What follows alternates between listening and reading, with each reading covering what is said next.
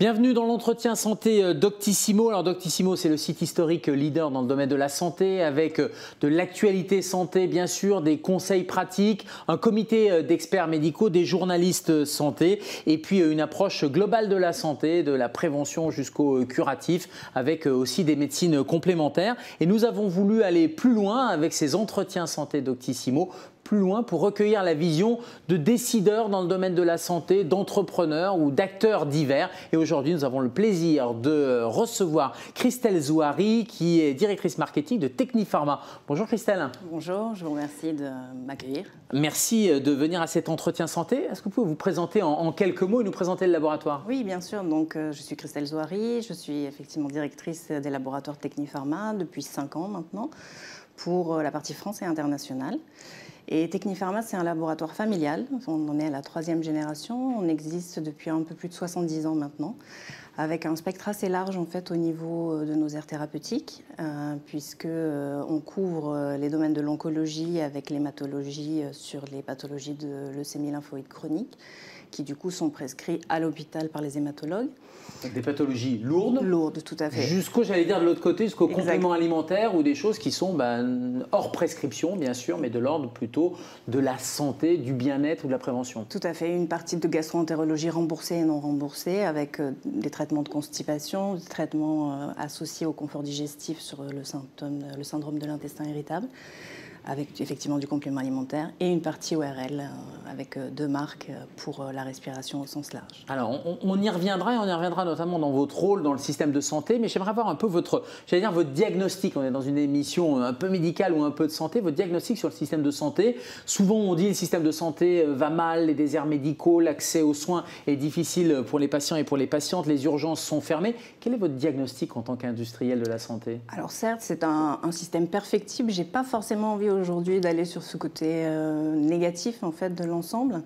J'avais envie de partager avec vous une enquête de l'IFOP en 2019 qui donnait quand même comme résultat 86% des Français satisfaits du système de santé. Donc j'ai envie de m'appuyer sur ces éléments-là. Et un axe peut-être qui pourrait être travaillé plus amplement, c'est peut-être de réduire le réflexe des Français d'aller aux urgences, d'aller voir son médecin généraliste et voir un petit peu comment complémenter. Peut-être dans l'option telle qu'elle avait été faite pour les antibiotiques, c'est pas automatique, de réfléchir. Prendre sa santé en main, responsabiliser les acteurs de santé, le patient citoyens, acteurs de santé. Et de voir effectivement comment peut-être avec une campagne un peu choc, de faire prendre conscience en fait au patient qu'il est aussi acteur de sa santé. En parallèle, bien sûr, des actions qui sont déjà prises et qui se développent, avec un rôle relais du pharmacien, notamment avec les tests pour angine, avec les tests pour les cystites qui arrivent également et toute la partie vaccination que le pharmacien a pu gérer. La télémédecine, qui pour moi est aussi un entre-deux sur cette gestion du patient.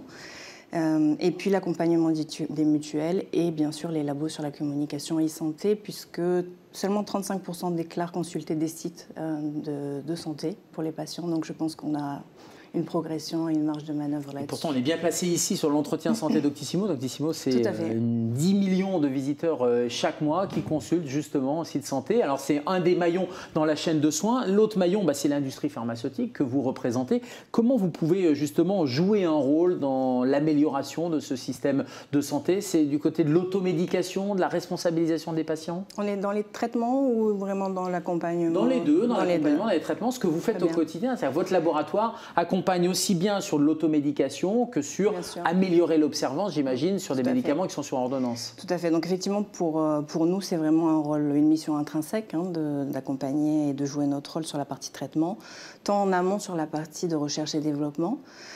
Sur la compréhension vraiment de la pathologie et du besoin, je citerai sur une aire thérapeutique qui nous incombe aujourd'hui, une étude qui est menée en fait par la Métagénopolis, l'INRAE et la PHP sur la connaissance du microbiote, d'essayer de cartographier le microbiote des Français. Donc les bactéries qui peuplent notre tube digestif. Exactement. Et on voit que ça a une implication dans plein de domaines et notamment les liens entre cerveau et tube digestif. Tout à fait. Donc les facteurs qui vont être impactants sur ces microbiotes et les déviations des maladies chroniques pour essayer de comprendre. Donc on attend beaucoup en fait de ces résultats aussi pour commencer à passer un cap, je dirais, sur cette compréhension du microbiote qu'on connaît depuis longtemps, mais qu'on scientifie petit à petit. et qui génèrent beaucoup de pathologies sur lesquelles vous pourriez intervenir en tant qu'industriel pour pouvoir développer, favoriser telle ou telle population bactérienne. Alors justement, on parle de maladies infectieuses. Il y a une maladie infectieuse qui est célèbre, qui a bloqué le pays, c'est le Covid.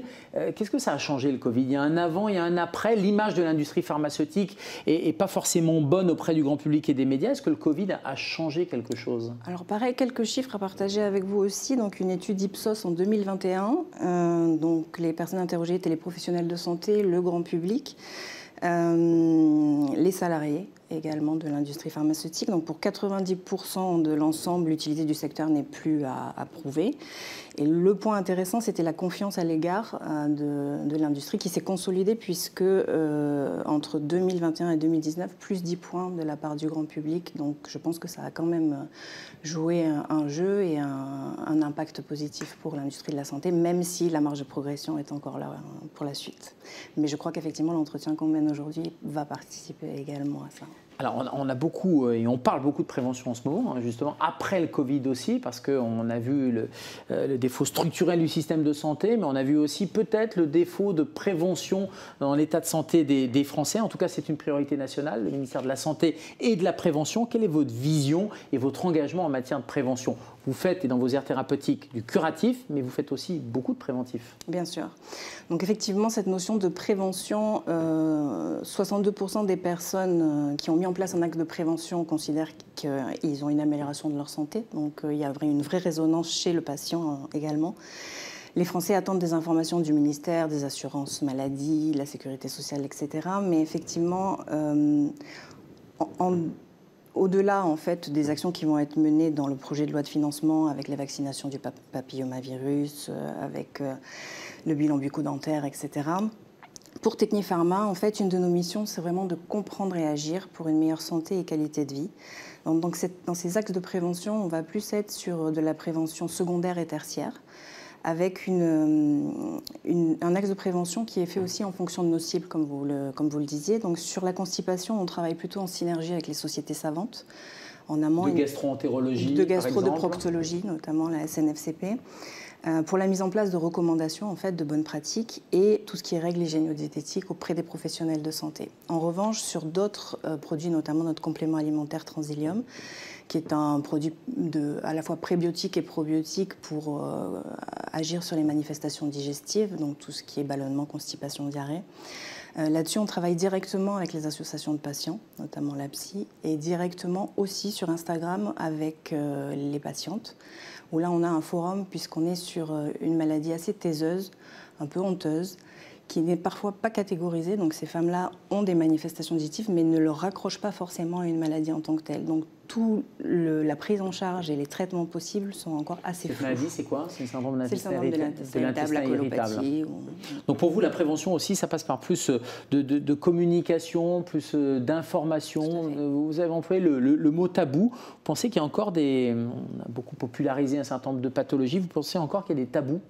Alors, sur tout ce qui est constipation, diarrhée, oui, il y a encore des tabous. C'est pas forcément facile de parler de ces problématiques-là. Surtout pour des jeunes filles. J'étais étonnée, moi, en arrivant sur cette aire thérapeutique.